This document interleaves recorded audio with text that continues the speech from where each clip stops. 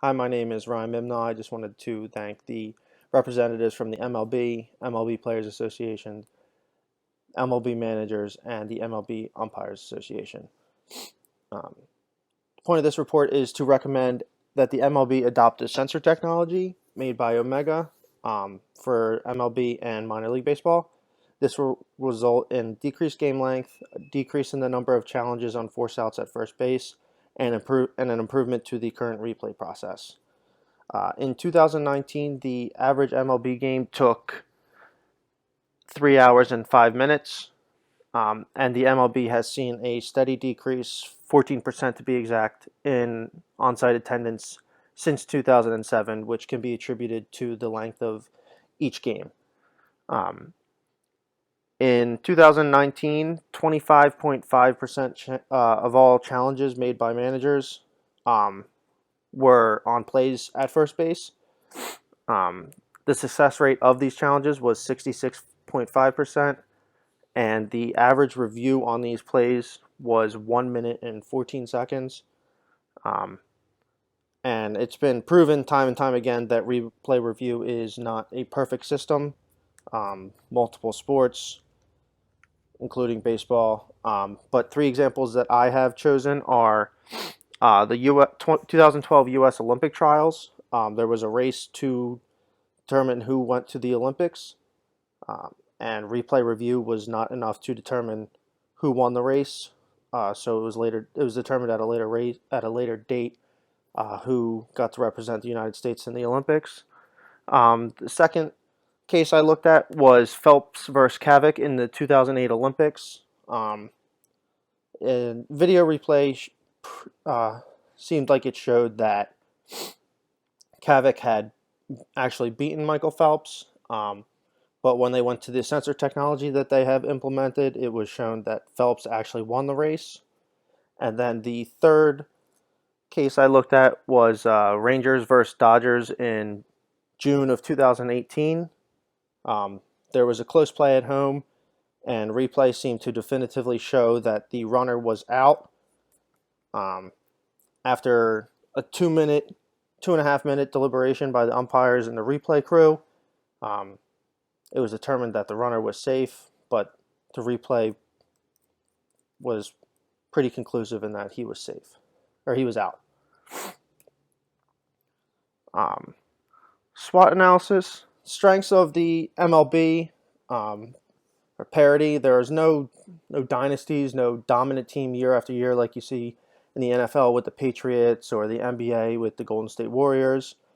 There's a storied history with the MLB. It's the oldest sport in North America, oldest professional sport in North America, and it's currently number 2 in terms of viewership in the United States market.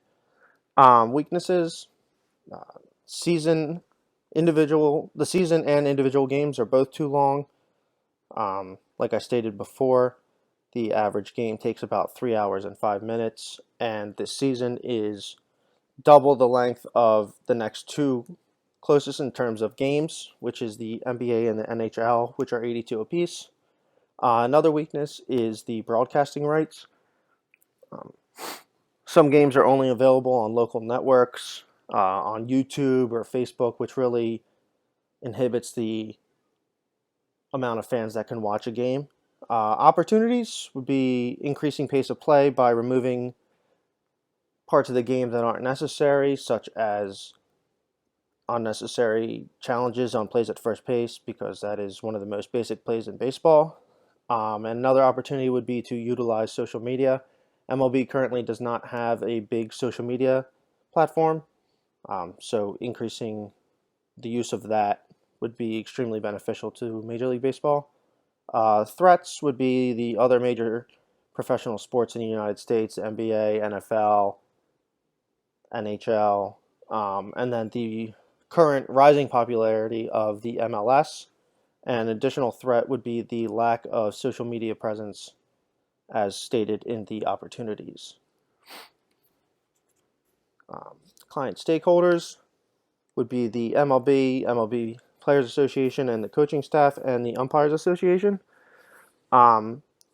This would be a benefit to the MLB because it would decrease the game length, which in turn could increase in-park revenue and attendance numbers. For the umpires, there will be less challenges made by the opposing team, which is less replays that they have to review. With the addition of the sensor technology, there's an opportunity for an additional umpire to be hired and be up in the booth with the replay team. And to the MLB Players Association and the coaching staffs, with less replay reviews comes less disruption with the game, so there will be more fluidity. There was a decreased chance of incorrect calls being made. As mentioned before, managers were successful on 66% of challenges at first base, which is a lot. And then for additional for the coaching staff and teams is less challenges will be used on these. So in the event that the manager is wrong, they lose their challenge. They no longer have that ability. But with this new technology, they would no longer have to worry about challenging that play. So the emerging technology would be to install a touchpad sensor on top of first base. It would cover the entire base, so no matter where the runner touched, it always the sensor always goes off, so that no matter where they touched, we know that they were there. First base umpire will still be the main person to determine the call and make the call. In the event that the play is close, it'll go up to the replay review team. But with this new technology, every play is automatically reviewed by this official, whether it's close or not. But if it's close, then the replay official will take a closer look and determine if the call made by the first base umpire was correct, and they will send communication down to the chief of the umpire crew, who will then relay the message to both teams if the call is being reversed. On the left here, you have a picture of the current technology used in the Olympics for swimming meets. As you can see in the middle, there's a very large touchpad where the swimmer can touch anywhere on there, and it will send a signal that means that they finished the race. According to Omega's website, this is a very durable material. So the wear and tear of an MLB season, or the cleats, or anything game day related, should not impact the use and ability of this. This sensor, and then this touchpad has been used in the Olympics since 1968. I chose this specific sensor due to its proven track record, reliability, and durability. So the implementation plan would be 4 phases. Each phase would add another layer to the technology. So first phase would be to install the new bases and implement them in minor league baseball, which would give the umpires and younger players or players that are down on assignment a chance to get used to these new bases. That would last one whole season, and it would allow the umpires and everyone else to kind of work out the kinks and make any improvements. Then phase 2 would be to continue using the new bases in minor league baseball and begin to use them in spring training of the MLB. This would also last one season. Phase 3 would be use of the new bases in the regular season only for the MLB. This would just give, I think, more time for the umpires and the players to get used to the new technology, work out any kinks, broadcasting, viewership, just all that stuff that takes time to adjust to, so that it wouldn't be used in the playoffs until it was a perfect system, which then is phase 4.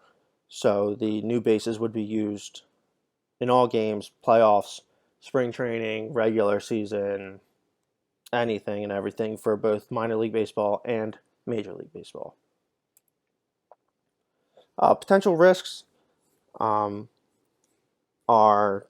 the signals. So say there's a play at first base and the first baseman steps on the bag, it sends a signal because we have it set up so that no matter any time the bag is touched, it sends a signal.